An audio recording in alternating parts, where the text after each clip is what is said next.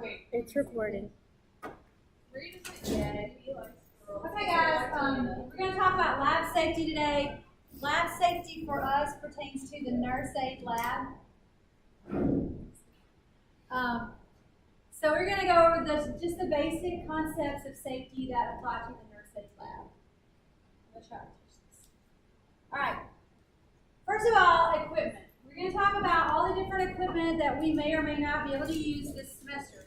First of all, we've been using the beds, and you guys, as we learn a skill, we learn how to use the beds. We also have been using wheelchairs. We will be using a Hoyer lift. That's equipment that we will use actually in the facility, but only with assistance. Other equipment, blood pressure cuffs, stethoscopes, the scales, and the height and weight scale, we're going to use those. It's important that before you use any piece of equipment, that you know how to use that equipment. So we're going to train on all the equipment before we use it. Otherwise, you may not use it in the proper manner, and it can cause harm to yourself or the patient. Once again, all of our equipment is used only for the intended purpose. Mannequins only in the beds and the wheelchairs. Unless you have been specifically instructed to use a real person for a skill, then we're only going to use mannequins in the beds and the wheelchairs. We don't use the chairs as a toy because they're a tool. They're equipment that we need, okay? We don't use the beds as a nap because it's equipment that we need, okay? Also, our mannequins need to be handled with care because they're expensive equipment.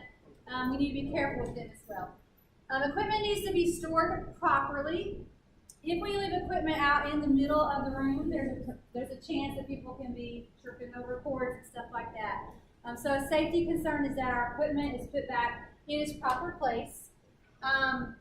We're going to lock out and tag out any equipment that's not working. So if you find a piece of equipment that's not working properly, you need to report that to me, and we need to lock it out and tag it out and put in a work order for that, okay? Do you guys have questions on that?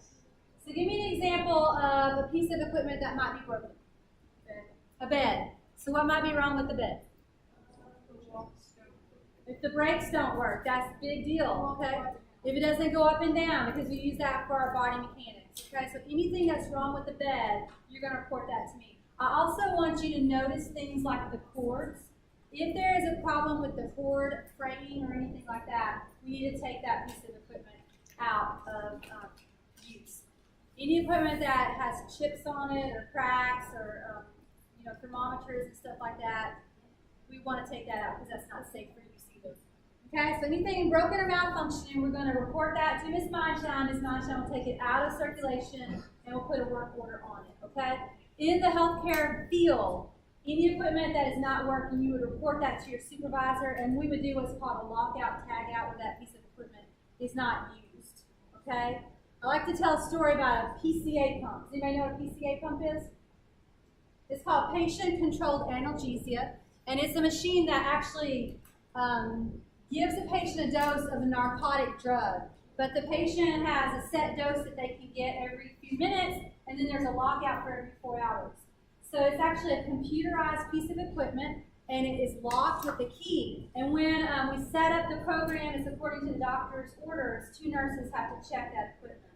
But we had a piece of equipment that gave a whole vial of a narcotic in a matter of a couple of hours. So the person would push the button and it was giving them the dose.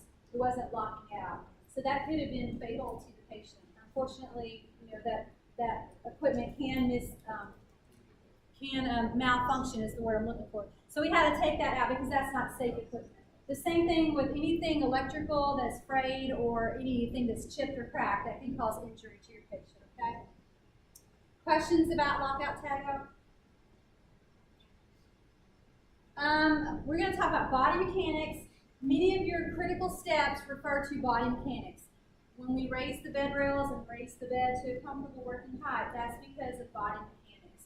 Body mechanics, the things that you will be concerned with in here are lifting the mannequins, moving beds, moving any equipment, okay? So it also is your posture when you're standing or your posture when you're sitting. Body mechanics also relates to how you position the resident. We want them to have good body mechanics too. So safety in the lab is not just about keeping you injury-free, it's keeping your patient or your resident injury-free too. In this picture, you can see that this nurse is using good body mechanics. She is using her hip muscles and her leg muscles to do the lifting. She's got her back at a natural curve. We keep our back straight for lifting. She has the gait belt on the resident. So this is good body mechanics. Okay, so when you practice good body mechanics, you want to have a good base of support. What does that mean? Where's your base of support? Do what? Your feet are your base of support. It's what everything else is based on. And you want to have them about shoulder width apart. That's what you're saying? Okay, so broad base of support means that your feet are about shoulder width apart. If you have them too close together or too far apart, you don't have a good base of support. Your toes need to point in the direction you're moving. What we don't want to see is a twisting motion because that is hard on your back. And just for your information, back injuries are very common in healthcare workers, okay? So as you're moving an object, you want your toes to point in the direction that you're going. And we actually have a worksheet that we'll do when we cover chapter 14 that makes you go through all those motions of body mechanics. But just basically know that broad base of support, point your toes the direction you're moving. Also, your strong muscles are your leg muscles and your upper arm muscles. Your back muscles are your weakest muscles, okay? So you do not want to be lifting with your arms. You don't want to be holding something out away from your body. Everything that you do needs to be close to your body and using your strong muscles. So your back is straight and you're bending at your hips and knees to use your strong muscles, okay? And you want to test the load.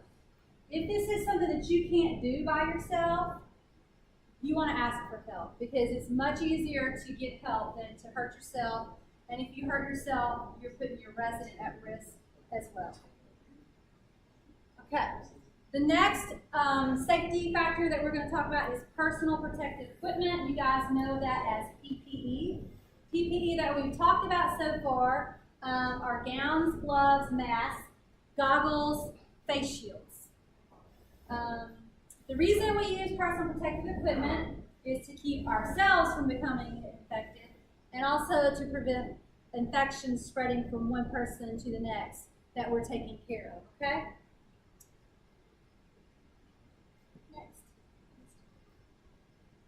Okay, so personal protective equipment that we have discussed so far is standard precautions. So who do we use standard precautions on?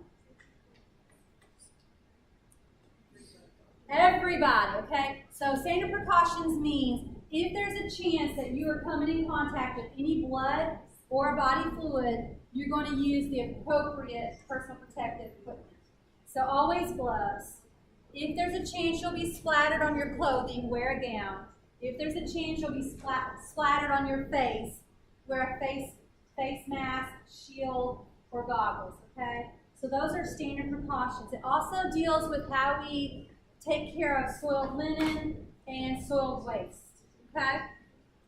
In addition to standard precautions, we will practice transmission-based precautions.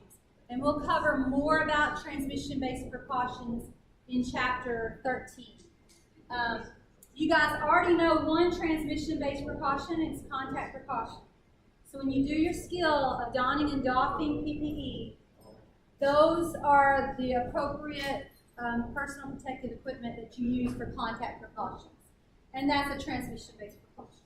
There are also airborne precautions and droplet precautions that we'll be learning in the future. Okay?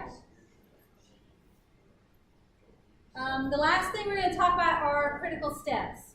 So what does a critical step look like in your skills packet? Do what? We highlighted it, and how did you know which one's to highlight? The asterisk is beside it, okay? Let me just tell you the critical steps. First of all, if you miss a critical step, doesn't matter how perfectly you do that skill, you will fail your skills portion of testing. And here's just a hint. Every critical step deals with either safety for the resident, safety for the worker, or infection control, which is also safety. Okay? Yeah, like that window that you had. Yes. I had a student who made 98% on her skills, but she forgot to lock the wheelchair for wheelchair transfer. So that was a critical step because that's a safety step. Okay? So remember that your critical steps in all of your skills relate to everything that we looked at in this PowerPoint. Okay? Infection control, safety for the resident, and safety for teachers. Do you guys have questions? Thank you very much. How many minutes? 10.